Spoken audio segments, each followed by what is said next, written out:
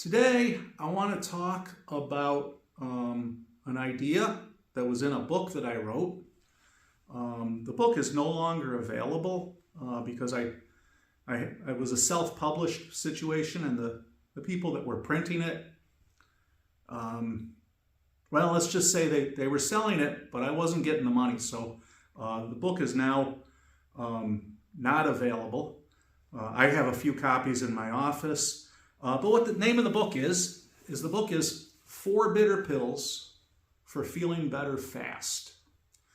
Now, before we go on, I'm going to talk about the 4 bitter pills, but before we go on, I just want to say this video is not intended as a substitute for competent counseling. Okay, so don't think that you can get the counseling you need. If you need help, you're not going to get it from watching a video. But I want to talk about these 4 concepts that are in this book, and maybe that'll be of use to you. The other thing I want to say too is, despite the title, 4 Bitter Pills for Feeling Better Fast, there are no pills involved in this. I am not advocating medication, and I'm not advocating medication. The 4 bitter pills are just metaphorical. That we have to swallow these bitter pills if we want to feel better. So let's talk about what the 4 bitter pills are. They're very simple.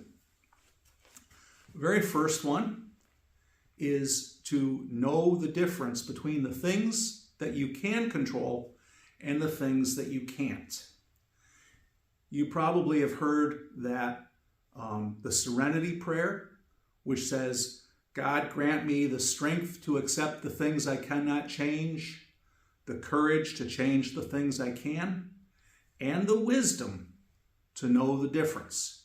And that concept is really part of what that very first bitter pill is that we have to know the difference between the things that we can change and the things that we can't.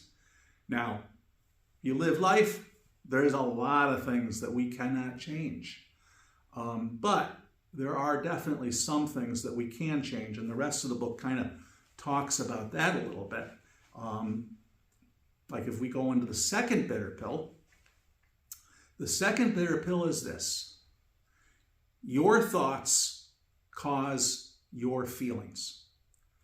Your feelings are caused by your thoughts. That's true of you. That's true of me. It's true of all of us. The way we think causes the way that we emotionally feel.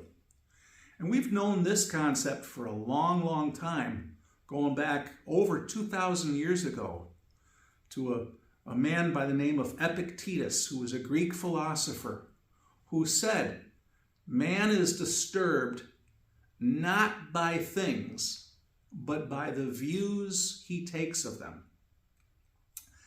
To put it in modern language, to our use, I would say people are not disturbed, or they're not emotionally upset by the events that go on in life, but instead by the way they think about the events that go on in their life. So right now I'm sitting here, as I said before, outside Rochester, New York. It's very gray. It's very foggy. This is January 25th. It's cold. A lot of people would say that's miserable. Of course, saying that's a miserable day, that's an opinion, that's a value judgment that I'm placing on the atmospheric conditions. And that's one way I can think about it. And if I think that way, then I'm going to feel depressed. But instead, if I can think, well, it is kind of gray, it seems a little gloomy. Today is an opportunity for me to maybe sit down at the piano and play. Or you know what, if I'm into photography, maybe today would be a good day to go out and take some pictures, because the fog really presents an opportunity if one's into photography. So that's an example of how the way we think about things has everything to do with our emotional state. So that's the second bitter pill. Now the third bitter pill is this: your thoughts, some of your thoughts, some of my thoughts are irrational. And we're not going to get into talking about, what constitutes a rational versus an irrational thought. I'll do another video just on that subject. But the fact of the matter is that we have thoughts of one of two different types. Our thoughts can either be rational or they can be irrational. And guess what? We all have a lot of irrational thoughts. Even I, as a cognitive therapist who works in this field and has done so for close to 40 years now, I've got plenty of irrational thoughts. But if I can know my irrational thoughts and know specifically what type of irrational thought I'm having, I can then do something about it. I can change that thought. And if I change my irrational thoughts and make them more rational, I can change the way I feel. Which brings us to bitter pill number 4.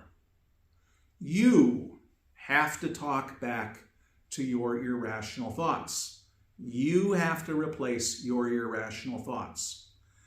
I, as a therapist, cannot change my clients' irrational thinking. I can just point this process out to them. But they have to do that.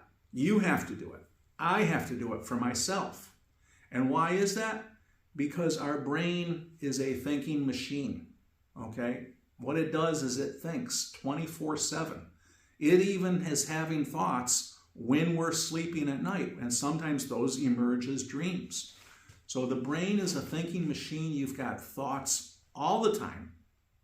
And some of those thoughts are going to be irrational. Actually, quite a few of those thoughts will be irrational. We'll talk more about irrational thoughts in other videos. But those are the 4 bitter pills. Bitter pill number 1, know the difference between what's within your control and what's not within your control. Bitter pill number 2, which I would say is probably one of the most important, is that your thoughts cause your emotions. Bitter pill number 3, some of those thoughts are definitely irrational. And bitter pill number 4, you have to talk back to the irrational thoughts. I hope that was helpful. Again, this comes from my book, 4 Bitter Pills for Feeling Better Fast.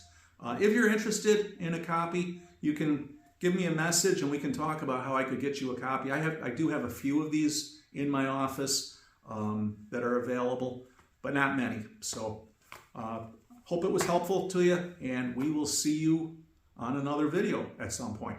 Thank you.